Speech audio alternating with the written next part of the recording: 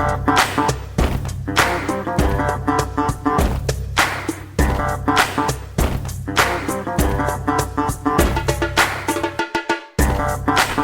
welcome back, and today we're going to be adding the eel tank. And when I mention eels, you might think of the larger moray and snowflake species, but we're actually talking about garden eels, which are a lot smaller. They're about 12 to 16 inches max length and about half an inch of diameter.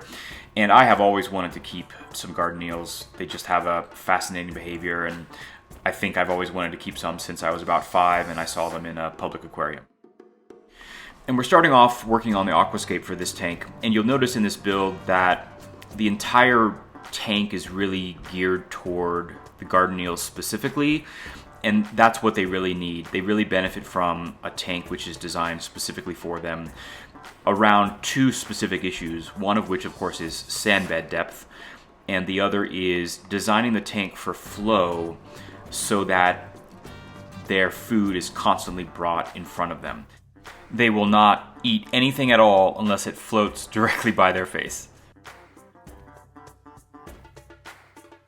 So I've loosely divided the tank in half roughly, with an anemone will be on the right side here, and this entire left side section will be for the garden eels, with a sand bed that will be raked from the front up into the back, and then also from the left and to the right. And I'll get into a little bit why I did that. The sand bed will be between 4 inches at the front and about 12 inches in the back. And these baffles I included are both to help keep the sand in place over time, but also the holes will allow sand critters to go back and forth. And also, if the eels burrow down to make their home, if they hit the bottom of the tank, they will actually drill laterally through the holes and be able to kind of make their burrow that way. So that's what the holes are for. And one of the things you do have to worry about with garden eels is that they will damage their tail pretty easily, either burrowing down. They'll actually try to burrow in the shipping bag, and if their tail gets infected, they will die. So I've actually chamfered and smoothed out the edges on all of these baffles just to make sure that they're not going to cut their tail on anything. My dog is very concerned that I'm lying on the floor. She thinks I'm injured. Yes, you're a very concerned puppy, aren't you? Okay, Zoe, let's back up just a little bit. Thank you. So we had to do the lighting in the eel tank in advance because obviously it would have been a little bit difficult to do it while the tank was in place, either full or empty. So you can see we've already installed the lighting. We've got T5s on both sides. We've got a Kessel 360X in the middle with a focus lens, and then some do-it-yourself LEDs as well, just adding some more UV to better approximate the lighting which is in the display tank in case I'm ever bringing corals from there to the bottom or from the eel tank back up to the top. Just want things to be as consistent as possible. You can see that the T5 bulbs were mounted at an angle, and that's just because they didn't really fit straight on. That's okay actually, because you don't see the lighting because it's recessed up in the stand like it is. And you'll also notice that the lighting is shifted to the left side of the tank, and that's because the anemone will be on the left side and probably some clams as well. And on the right side of the tank will just be the eels, so I didn't need much light over there.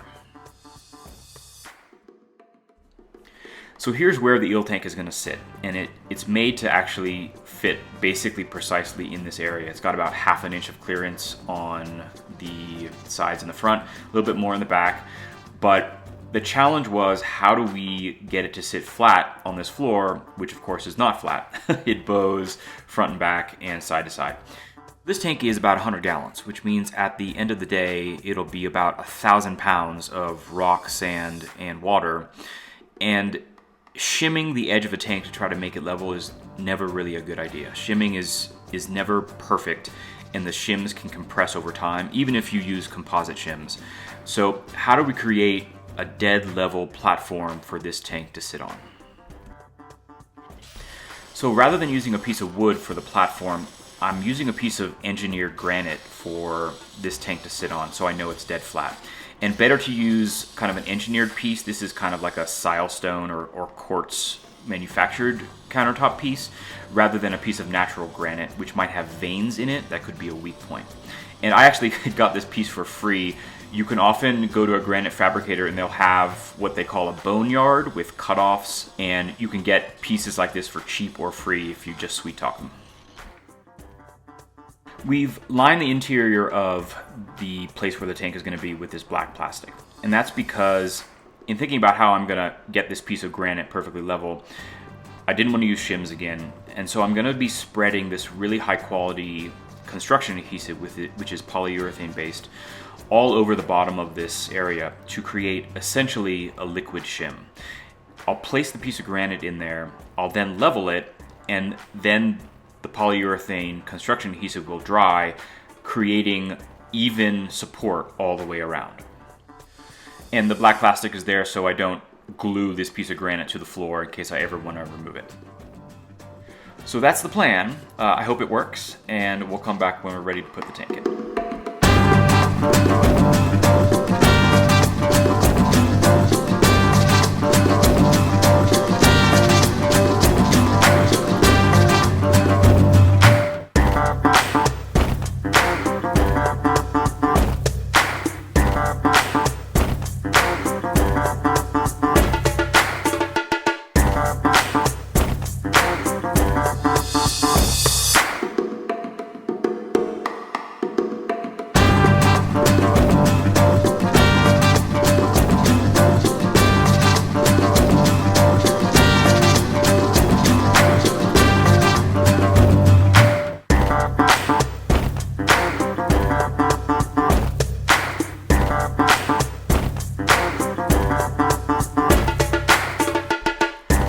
That went in actually pretty easily, which was encouraging, and it fits in the space. So that's always a good thing.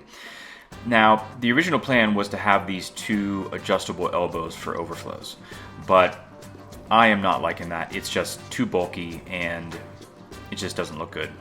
So, and the problem is I can't use a regular like Synergy Reef overflow here, not only because of the center brace, but also because the level that it needs to drain to the back sump there is only about, say, 3 or 4 inches below the level of this tank. So I can't have the water drop down the bottom of an overflow box like it normally would. It has to leave basically straight and run at a far more gentle angle over those 3 inches to drain in the back. So I've got to make another overflow.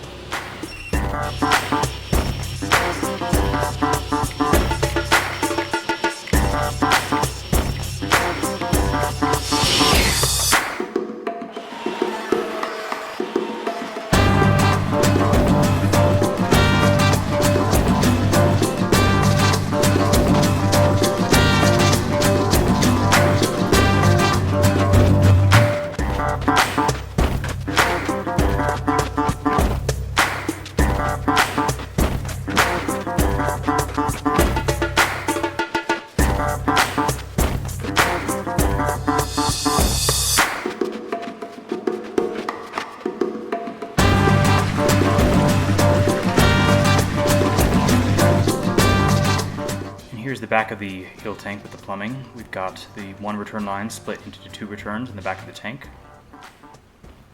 And then the 2 overflows, which are separate, and they flow along the back of the sump there into the back common sump.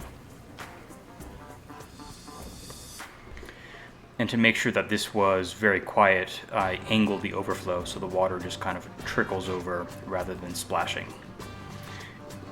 And I also added kind of a oh crap float valve in the overflow because the water line of this tank is only about an inch or less from the top of this rimless tank. So here's the tank with the water clear and that amazing Kessel shimmer. I've added the anemone rock on the right hand side.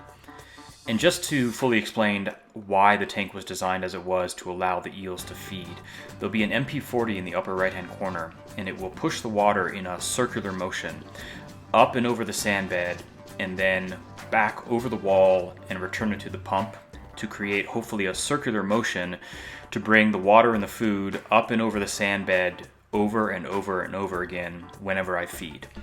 And when I feed, I'll turn off the return pump for the tank to allow the food enough dwell time for the eels to grab it as it circulates over and over again across the sand bed. I'll be doing a little bit more in-depth look at garden eels if you're interested in keeping them when I get them to add them to this tank, so stay tuned for that. And that's it for now. Thanks again for joining us, and happy reefing, everyone.